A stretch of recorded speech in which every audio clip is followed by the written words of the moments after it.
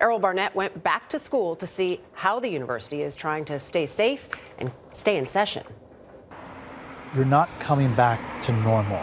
You're coming back to a new normal.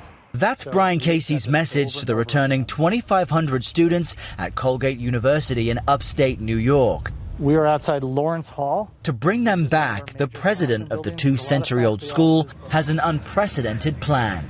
So you enter, you have to come immediately to the right, where a machine will instantly take your temperature. And this camera is using infrared technology to detect and assume your temperature. Yep. So every classroom now shows you the physical distancing patterns, and then you can see that all the chairs have been pulled 6 feet apart. So only 9 students at a time. In a room that probably would have had 20 to 22.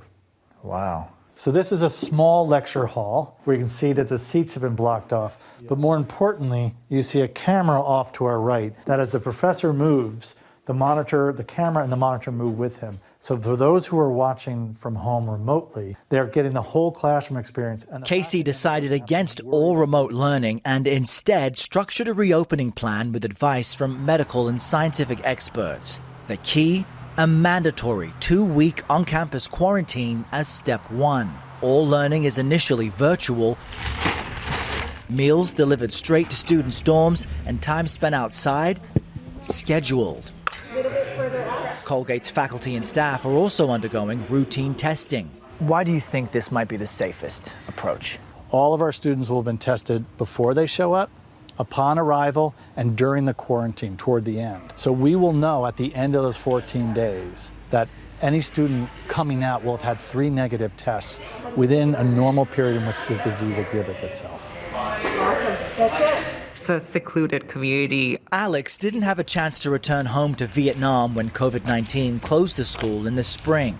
The international student has been living on campus ever since and supports the quarantine. What do you say to other students who are fearful in coming back to campus? I think the fear is totally valid. I myself am very nervous about everyone coming back. How risky do you feel it is for you to be on campus? I actually think it's less risky for me to be on campus rather than returning home. Mariana Lemon is willing to make sacrifices for the on-campus experience. The freshman from the Bronx moved in over the summer. I still want to have a freshman year and I'm still here and I'm honestly willing to always be in my room and just take classes online from my room and only talk to my roommate and maybe have the social distance lunches or dinners kind of deals outside when it's still warm out. So I'm willing to have a alternate freshman year if that's what it takes. The students we spoke with admit the lack of socializing will be difficult. When you're apart, you're not building that kind of connection that you would have when you're here. Especially for a linebacker on the school's football team. A.J. DeSantis says team building is the point. That's one of the most important things in football because it's not one guy in the field at a time. It's many guys on the field, guys working together, special teams, offense, defense, everything together. If there's one thing we've seen nationwide, from Georgia Tech to the University of North Carolina at Chapel Hill and USC, it's that college students will still socialize in large groups despite the risk, leading those campuses to either shut down or quarantine infected students. Casey has a plan for that too.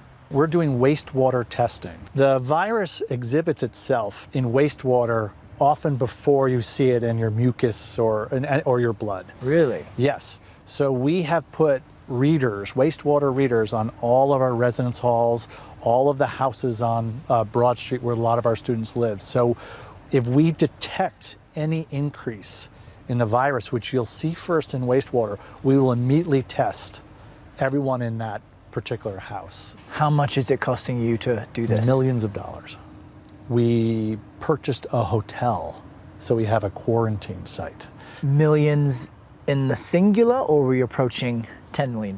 We are below 10 million. 3 rounds of testing, rapid testing machines. All of our dining halls had to be completely retrofitted to have grab and go, extra staff to do the testing. You know, we're north of $4 million right now. That's a lot of money just out of pocket. So you want this to work? I want this to work. So much so, President Casey is currently living in a dorm room himself, neighboring his students for 17 days. If I'm asking you to do this, I'll do it too. So whatever food you're eating, I'm going to eat. whatever rules you have about when you're allowed outside, that's when I'll go outside. So I'm doing it with them. No special treatment? Are we supposed to believe that from the college president? The fact that I have a single with my own bathroom strikes people as a real plus. And the president's RA, Alex. He'll be staying in my floor in my building, so it's a lucky coincidence. Are you going to lay down the law if you see Yes. the president break the rules? Yes, I am not afraid to have that conversation. Okay. We will be following up. Okay. Casey acknowledges the living situation he's asking students to go through isn't ideal. But in our new world, he says, it's essential. Why is that an important point to make? Because in our culture, we rarely talk about public good. We rarely talk about sacrificing individual needs for benefits that accrue to everybody. That's not part of our political rhetoric. It's not part of our culture anymore. So we want to tell them this is going to be hard and that they need to learn to think about not just themselves, but other people. And I think we're an educational institution. Why don't we make that something they're learning this year? Why don't we make that the lesson? For CBS This Morning Saturday, Errol Barnett, Hamilton, New York.